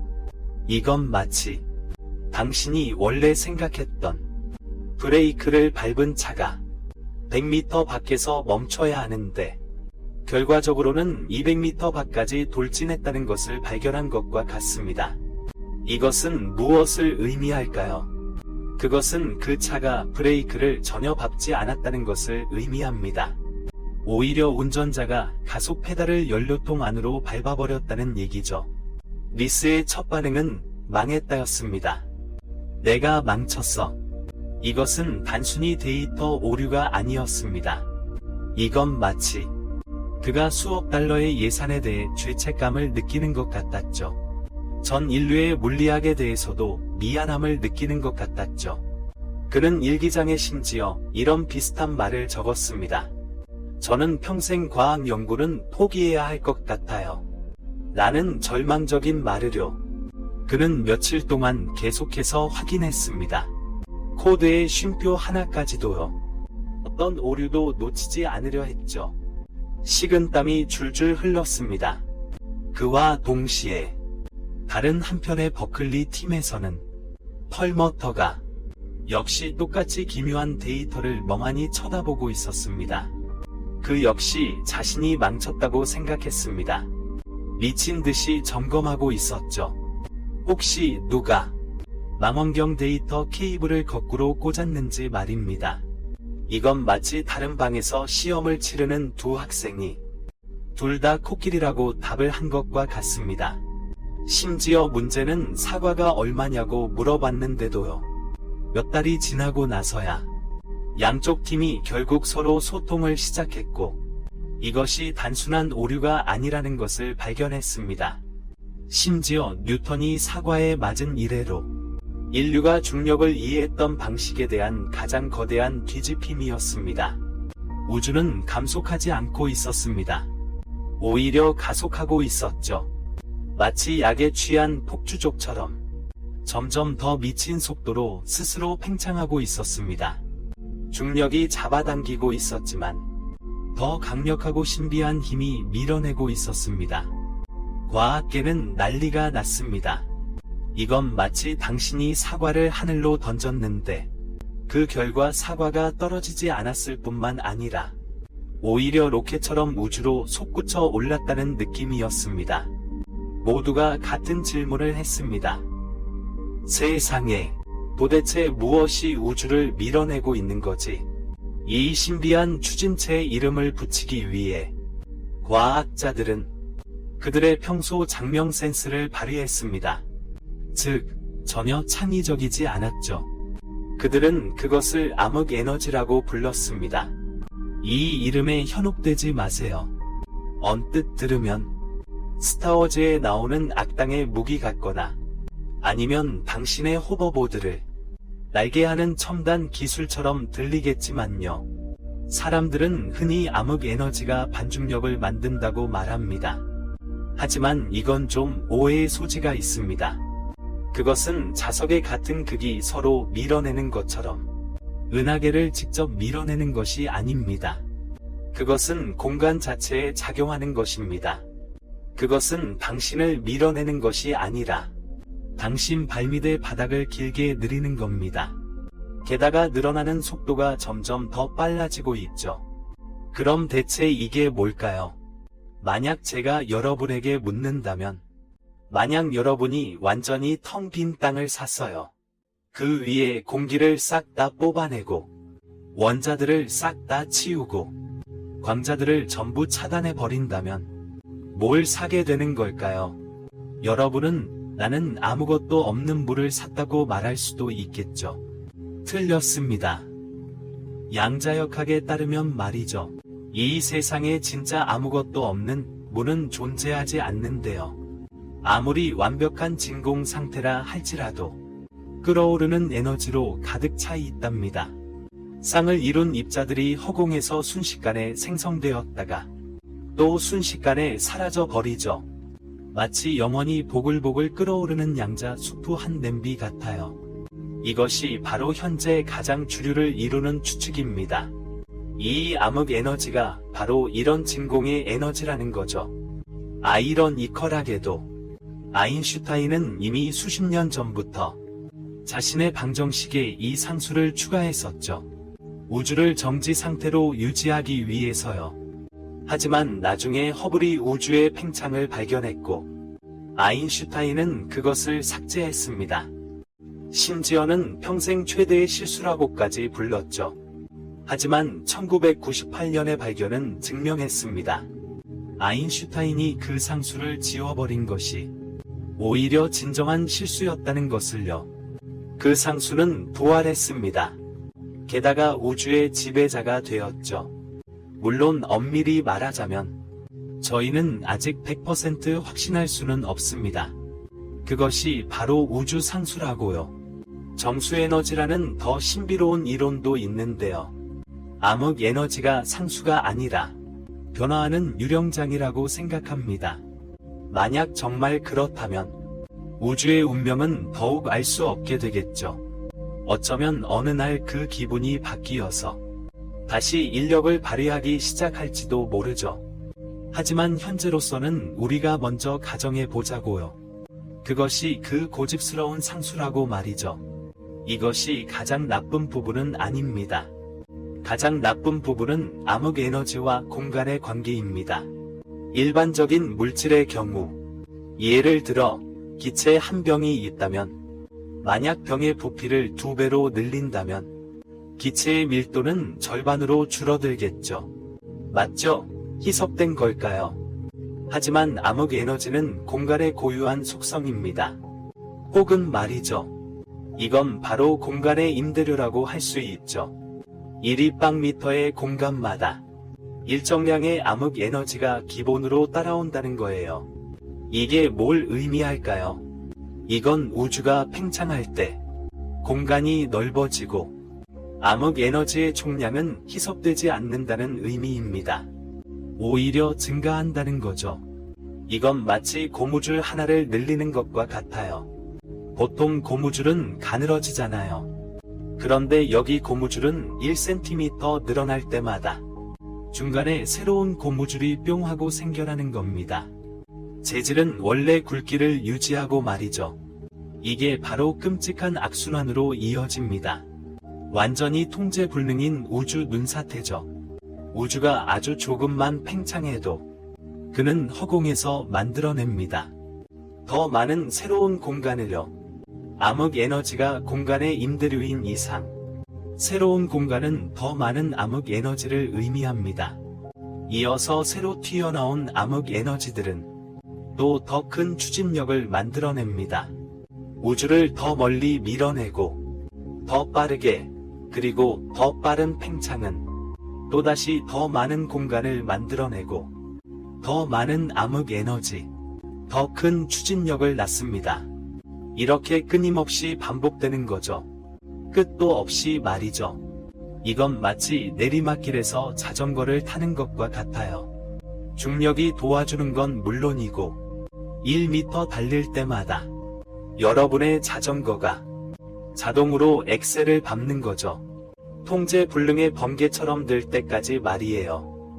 만약 통제되지 않는다면 이 눈사태는 결국 소위 빅립이라는 현상으로 이어질 겁니다. 그건 아주 폭력적인 결말이죠. 암흑에너지의 추진력은 결국 은하를 산산조각 낼 만큼 커질 거예요. 태양계를 찢어 발기고 지구를 갈갈이 찢어놓고 마지막에는 원자마저 파괴할 겁니다. 심지어 시공간 그 자체마저 말이죠. 모든 것이 진공 속에서 먼지로 사라질 거예요. 여기까지 들으니 과학자들이 정말 대단하다고 생각할 수도 있겠네요. 이렇게 은밀한 것을 발견하다니 말이에요. 잠깐만요. 저희가 천문학자분들께 상을 드리기 전에요. 이론 물리학자들의 눈치를 먼저 봐야 할 거려. 왜냐하면 이론 물리학자들에게는 말이죠. 암흑에너지는 그야말로 악몽이거든요. 그들의 커리어에서 가장 큰 굴욕이라고 할 수 있거든요. 이론 물리학자들이 펜과 종이를 들고 양자장 이론으로 한번 계산해 보려고 했을 때 진공 안에 도대체 에너지가 얼마나 있어야 할지 말이에요. 그들은 어마어마한 숫자를 얻게 됩니다. 그리고 천문학자들은 관측을 통해서 암흑에너지의 실제 값을 제시했는데요. 이 두 숫자가 얼마나 차이 나냐면요. 무려 10의 120승배나 차이가 났습니다. 이 숫자를 제가 한번 적어봐야겠어요. 여러분들이 한번 느껴보실 수 있도록요. 1 뒤에 0이 120개나 붙는 숫자요. 이건 단순히 계산을 잘못한 수준이 아니에요. 마치 여러분이 장을 보러 갔는데 계산해 보니 10,000원만 내면 될 것 같았거든요. 근데 계산원이 여러분에게 말하는 겁니다. 이 배추 한 통이 전 우주에 있는 모든 원자 수만큼의 달러를 내야 한다고요. 아니면 그 커피 비율을 사용해서 이 터무니없음을 한번 느껴보게 해드릴게요. 이런 물리학자들의 계산이 맞다면 진공 안의 에너지는 경이로울 정도로 엄청나야 합니다. 얼마나 엄청나냐고요. 여러분이 손에 들고 있는 그 커피 한 잔이 차지하는 공간에 담긴 에너지, 그 질량은요, 지금 전체 관측 가능한 우주에 있는 모든 별들, 은하들, 그리고 블랙홀을 다 합친 질량보다도 수없이 더 커야 한다는 겁니다. 만약 이론이 맞다면 여러분이 그 커피 한 잔을 드는 순간 전체 우주는 진작에 감당하지 못하고 이 커피 잔 공간 안의 에너지를요, 바늘끝만한 크기의 블랙홀로 붕괴해 버렸어야 한다는 거죠. 심지어 여러분의 콧구멍 하나에 담긴 진공 에너지만으로도 우주를 멸망시키기에 충분할 겁니다. 하지만 보세요. 우리는 아직 살아있고 우주는 여전히 팽창 중이며 그것도 아주 온화하게 팽창하고 있죠. 이것은 과학 역사상 최악의, 가장 터무니없고 가장 당황스러운 예측이에요. 그 어떤 것도 비할 데 없는 말이죠. 만약 당신의 회계가 터무니없을 정도로 계산을 틀린다면, 그 숫자의 억억 조분의 1밖에 안 될 정도라면 그는 진작에 미천을 다 날렸을 거예요. 이건 뭘 의미할까요? 우리가 이 우주에 대해 아는 게 아직 너무 적다는 거려. 분명 아주 기본적인, 아주 결정적인 뭔가를 우리가 완전히 잘못 알고 있는 거죠. 어쩌면 우리의 중력 이론이 틀렸을 수도 있고, 양자 진공에 대한 우리의 이해가 잘못되었을 수도 있죠. 아니면 더 대담한 생각을 해볼까요? 어쩌면 우리 우주는 정말 거대한 스위스 치즈 같을지도 몰라요. 암흑 에너지가 끊임없이 그런 빈 공간을 만들고 물질을 점점 더 멀리 밀어내면서 말이죠. 그리고 암흑 에너지가 지배하는 그 허공 깊은 곳에서 혹시 어떤 새로운 가능성이 싹트고 있는 건 아닐까요? 만약 암흑 에너지가 끊임없이 새로운 공간을 만들어낸다면 이 무한한 창조력은 과연 어디에서 그 힘을 발휘하고 있는 걸까요? 만약 우리 우주가 통제불능의 풍선처럼 미친 듯이 팽창하고 있다면, 그렇다면 이 풍선 바깥에도 다른 풍선들이 있는 건 아닐까요? 만약 여기까지 보고도 당신이 여전히 우주밖에 아무것도 없다는 말에 불편함을 느낀다면 저는 충분히 이해합니다. 저 역시 한밤중에 이 생각 때문에 잠 못 이룰 때가 많거든요. 그렇다면 이 내용은 특별히 당신을 위해 준비된 겁니다.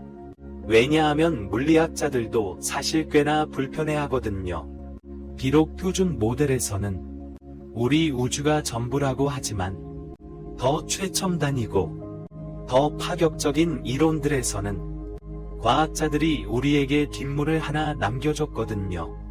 그럼 이제 영원한 급팽창 이론에 대해 이야기해볼까요? 이 이론은 언뜻 들으면 무슨 스킨케어 광고 문구 같지만 사실은 아주 장엄한 광경을 묘사하고 있습니다. 당신이 목욕을 하고 있다고 상상해보세요. 욕조에 김이 모락모락 나는 뜨거운 물이 가득해요. 당신은 거품이 많이 나는 목욕 세제 한 병을 통째로 부었어요. 이내 수면 위는 끓어오르기 시작하고 보글보글 거품 방울들이 하나둘씩 생겨납니다. 이 그림에서 욕조 안의 물은 바로 급팽창장이라고 불리는 거죠. 에너지가 가득한 원시 진공 상태.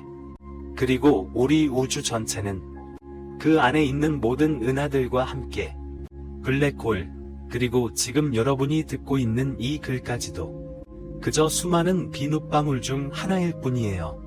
이 방울 안에서는 그 팽창이 멈췄고 에너지는 물질로 변했죠. 그게 바로 빅뱅입니다. 그리고 우주는 지금 우리가 보는 것처럼 온화하게 팽창하기 시작했어요. 하지만 우리 방울 밖에서는 그 욕조의 물이 아직도 끓고 있어요. 끊임없이 새로운 방울들을 만들어내고 있죠. 어떤 방울은 이제 막 탄생했을 수도 있고 어떤 방울은 이미 터져버렸을 수도 있어요. 이게 뭘 의미할까요? 이건 확실히 박이 존재한다는 뜻이에요. 그 박은 바로 다른 방울들이죠. 옆집 방울들 안의 우주에서는 물리 법칙이 완전히 다를 수도 있어요. 어쩌면 그곳의 광속은 초당 10m라서 거기 사는 사람들은 걸을 때마다 슬로우 모션 영화를 보는 것 같을 수도 있죠. 어쩌면 그곳의 중력은 청력이라서 그 우주는 탄생하자마자 산산조각 나버릴 수도 있어요. 우리는 마치 거대한 욕조 안의 작은 비눗방울 중 하나 위에 사는 개미와 같아요. 우리 방울이 세상의 전부라고 생각하지만 사실 우리는 그 거대하고 영원한 우주 비눗방울 목욕 속에 보잘것없는 아주 작은 거품일 뿐이죠. 이거 완전히 수학적인 환상처럼 들리죠. 그렇죠. 하지만 천문학자들이 어쩌면 이미 이런 미친 이론의 증거를 찾아냈을지도 모릅니다. 우주 마이크로파 배경 복사를 스캔하던 중 과학자들은 하나의 비정상적으로 거대한 차가운 점을 발견했어요. 그곳의 온도는 주변보다 훨씬 낮았고 범위 또한 너무 넓었죠. 기존 이론으로는 도저히 설명할 수 없었어요. 그래서 등골이 오싹해지는 가설이 등장했습니다. 그것은 우주적 규모의 잔류 상처일지도 모른다는 거죠. 상상해보세요. 수십억 년 전, 우리 거품이 팽창하는 과정에서 실수로 옆에 있던 다른 거품과 스쳤대요. 그 충돌은 우리 우주를 부수진 않았지만 영원한 흔적을 남겼답니다. 그 특정 지역의 물질을 밀어냈고 그 거대한 차가운 반점을 남겼죠. 만약 이게 사실이라면 그건 우리가 단순히 빅뱅의 장광을 본 것뿐만 아니라 다른 우주가 우리에게 남긴 키스 자국까지 본 셈이래요. 만약 거품 목욕 비유가 좀 축축하게 느껴진다면 그럼 우리 좀 더 건조한 식빵으로 바꿔볼까요?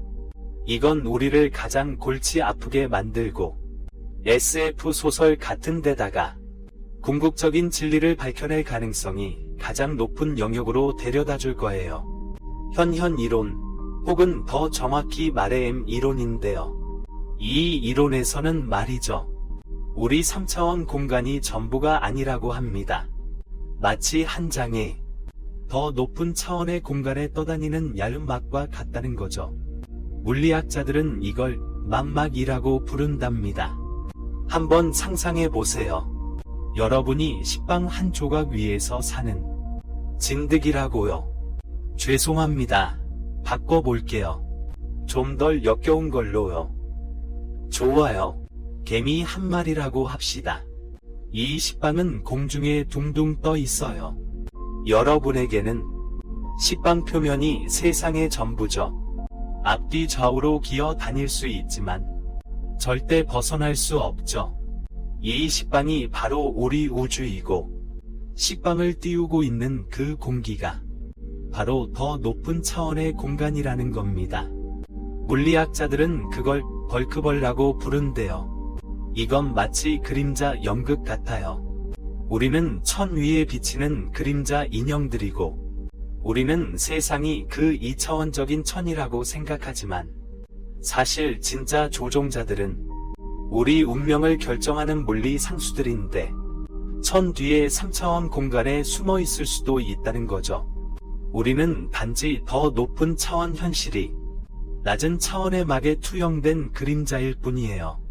이 벌크 안에는 무수히 많은 다른 식빵들이 떠다닐 수 있어요. 그들은 우리와 단 몇 밀리미터밖에 떨어져 있지 않을 수도 있지만 우리는 절대 그들을 볼 수 없답니다. 빛이 우리 빵 조각에 갇혀 있기 때문이죠. 뛰어넘을 수 없어요.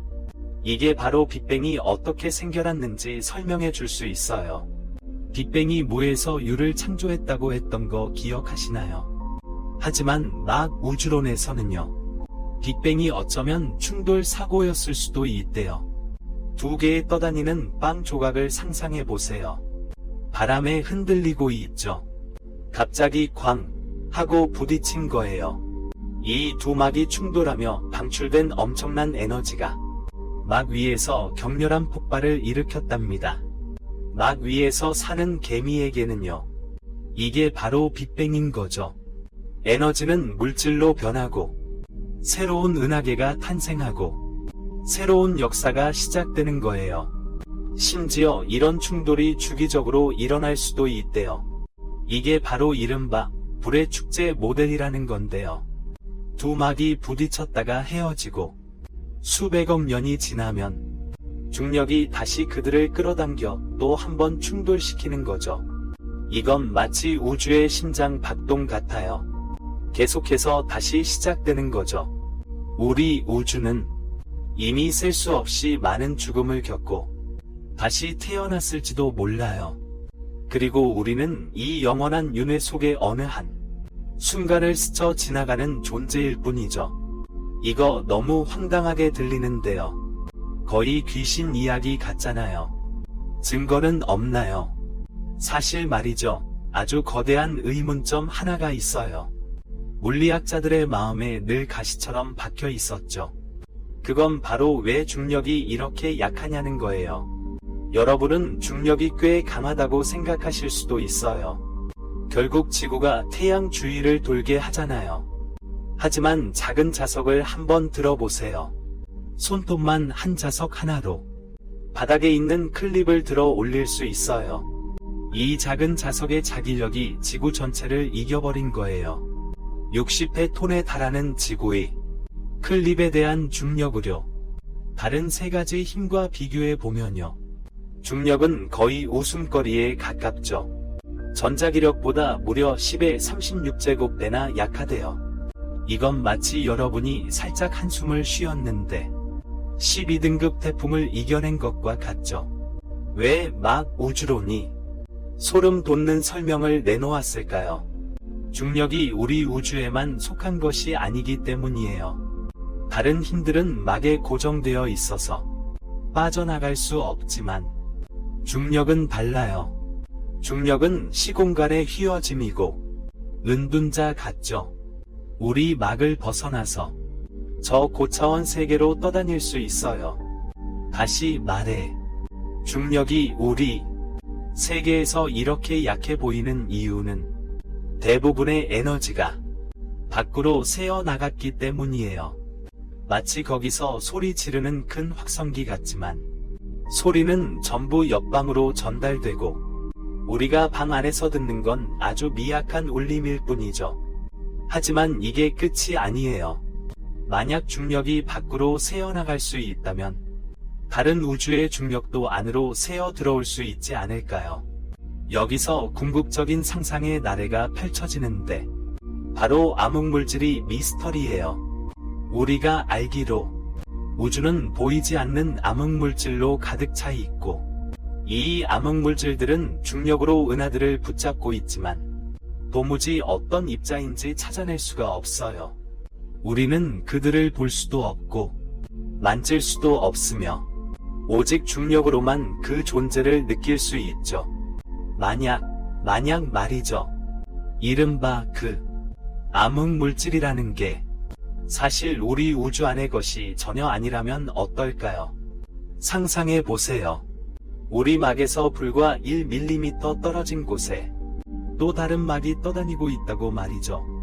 그 우주에도 항성이 있고 은하계도 있으며 보통 물질들도 존재해요. 비록 빛은 넘어오지 못하지만 그 우주의 중력은 차원을 뚫고 우리에게까지 전달된 거죠. 그래서 우리가 느끼는 그 알 수 없는 중력은 사실 옆 우주에 있는 그 은하계가 우리에게 드리운 그림자일지도 몰라요. 그 보이지 않는 유령은 사실 다른 세계의 실체였던 거죠. 만약 이게 사실이라면 우리가 밤하늘에서 느끼는 한 줄기 한 줄기의 신비로운 중력은 사실 그 평행 세계가 존재한다는 증거인 셈이에요. 우리와 저 세상은 비록 서로 만날 일 없이 살아가지만 하지만 중력의 차원에서는 우리는 기묘한 이 임무를 추구해 있죠. 이 모든 다중 우주 거품막은 들리기에 웅장하기도 하고 또 우리 자신을 얼마나 보잘것없게 만드는지 여러분은 이렇게 질문할 수도 있습니다. 이렇게 많은 우주가 있다면 왜 우리 우주는 하필 이런 모습일까요? 왜 중력은 하필 항성을 형성할 수 있을까요? 왜 원자는 하필 생명을 형성할 수 있을까요? 단일 우주 모델에서는 이건 기적이나 다름없죠. 하지만 다중 우주에서는 이건 단지 통계학적인 생존자 편향일 뿐입니다. 이건 복권을 사는 것과 같습니다. 만약 당신이 한 장만 샀는데 대박이 터졌다면 그건 기적이죠. 하지만 1억 명이 복권을 산다면 분명 한 명은 당첨될 겁니다. 만약 무수한 거품 우주가 있다면 대부분은 죽은 우주겠죠. 부서져서 생명을 품을 수 없는, 그리고 우리가 여기 앉아서 왜? 라고 질문할 수 있는 이유는 단지 우리가 하필 당첨된 4개 변수가 딱 맞는 거품 속에 살고 있기 때문입니다. 만약 그렇지 않았다면 우리는 존재하지 않았을 겁니다. 그리고 아무도 이 질문을 할 사람이 없었겠죠. 이것이 바로 인류 원리입니다. 그것은 냉정하게 우리에게 말해주죠. 우리의 존재는 신성한 필연이 아니라고요. 단지 한 번의 지극히 행운이고 확률이 극히 낮은 우연이라는 것을요. 좋아요. 우리는 이미 함께 먼 길을 걸어왔습니다. 우리는 터진 풍선에서 시작해서 비틀거리며 허블의 건포도 빵을 지나 아인슈타인의 젤리 속에서 뒹굴고 팩맨의 순환 우주에 갇혔다가 힐베르트 호텔에서 방을 새고 마지막에는 심지어 옆 우주의 문까지 몰래 가서 엿듣기까지 했죠. 만약 지금 당신의 뇌가 느껴진다면 전자레인지에 너무 과하게 데워진 치즈 같다고 저를 믿어주세요. 저도 그렇습니다. 하지만 우리가 이 팽창에 대한 미친 파티를 끝내기 전에 그리고 피할 수 없는 또 다른 질문이 하나 남아있죠. 바로 우리의 머리 위에 걸려있는 질문이요. 이 모든 것이 결국 어떻게 마무리될까요? 우주가 계속 팽창하고 있고 게다가 암흑 에너지라는 녀석이 계속해서 엑셀을 밟고 있다면 과연 그 끝은 어떤 모습일까요? 만약 암흑 에너지가 성질이 급해서 추진력이 점점 더 강해진다면 우리는 빅리프이라는 대재앙에 직면하게 될 거예요. 아주 먼 미래에는 은하계들이 산산조각 날 것이고 태양계도 찢겨나갈 것이며 심지어 원자마저도 산산이 찢어질 겁니다. 참으로 폭력적이고 미적 감각이라고는 찾아볼 수 없는 결말이죠. 만약 암흑 에너지가 어느 날 갑자기 변덕을 부려 인력으로 바뀐다면 우주는 다시 수축하기 시작할지도 모릅니다. 모든 것들이 다시 서로 부딪히며 뭉칠 테고요. 이게 바로 빅크런치라는 시나리오죠. 만약 정말로 그렇게 된다면 우리는 간절히 기도해야 할 거예요. 다음번 빅뱅은 제발 조금 더 부드러워지기를요. 하지만 현재로서는 가장 가능성이 높은 결말은 길고 차가운 극도로 고독한 이야기, 바로 빅프리즈입니다. 이 시나리오에서는 우주는 계속해서 팽창만 할 뿐 영원히 되돌아오지 않을 겁니다. 은하계 사이의 거리는 점점 더 멀어져서 결국 서로를 완전히 볼 수 없게 될 겁니다. 새로운 별들은 더 이상 탄생하지 못할 거예요. 별을 만들 연료인 가스가 너무 희박해지기 때문이죠. 낡은 별들은 천천히 에너지를 소진하며 하나 둘씩 결국 그 빛을 잃을 겁니다. 온 우주는 죽은 듯 고요한 어둠 속에 잠기게 될 테고요. 피해는 극대화되어 심지어 블랙홀마저도 모두 증발해 버릴 겁니다. 그것은 진정한 영원한 허무 그 자체죠. 이 거대하고 차가운 무덤 속에서는 가끔 떠다니는 저에너지 광자들을 제외하고는 아무것도 일어나지 않을 겁니다. 듣기만 해도 참 우울해지는 이야기죠. 안 그런가요? 우리가 이룩한 모든 것들, 셰익스피어의 소네트, 베토벤의 교향곡, 여러분 첫사랑의 미소, 그리고 이 과학 다큐멘터리까지 결국 그 차가운 암흑 속으로 사라질 겁니다. 완전히 잊혀진 채로. 하지만 이런 실존적인 절망 속에서 제가 마지막으로 따뜻한 차 한 잔을 따라 드리고 싶네요. 우리가 처음에 던졌던 질문으로 돌아가 보죠. 우주는 과연 어디로 팽창하고 있는가? 우리가 이렇게 많은 시간을 들여서 수많은 이론들을 이야기했던 건 말이죠. 사실 단 하나의 답을 알려주기 위함이었어요. 바로 잘못된 질문이라는 겁니다. 우주에는 박이라는 개념이 없습니다. 우주를 담아둘 그런 검은 방은 필요 없어요. 그리고 가장자리도 없죠. 끝까지 가서 그 벽을 만질 일은 절대 없을 거예요. 게다가 중심도 없어요. 어떤 건포도도 자격이 없습니다. 자신이 특별하다고 말할 자격이요. 하지만 이건 역설적으로 놀랍고 심지어 어떤 신성함마저 띠는 결론을 의미해요. 중심이 없으니 우주 속 모든 점이 곧 중심이라는 뜻이죠. 여기엔 지금 당신이 서 있는 곳도 포함됩니다. 다음번에 당신이 한밤중에 집 밖으로 나가서 저 광활한 밤하늘을 올려다볼 때 말이죠. 더 이상 저 별들이 당신에게서 멀어진다고 생각하지 마세요. 당신을 싫어해서 그런 게 아니니까요. 사실 그들은 정말 당신에게서 멀어지고 있습니다.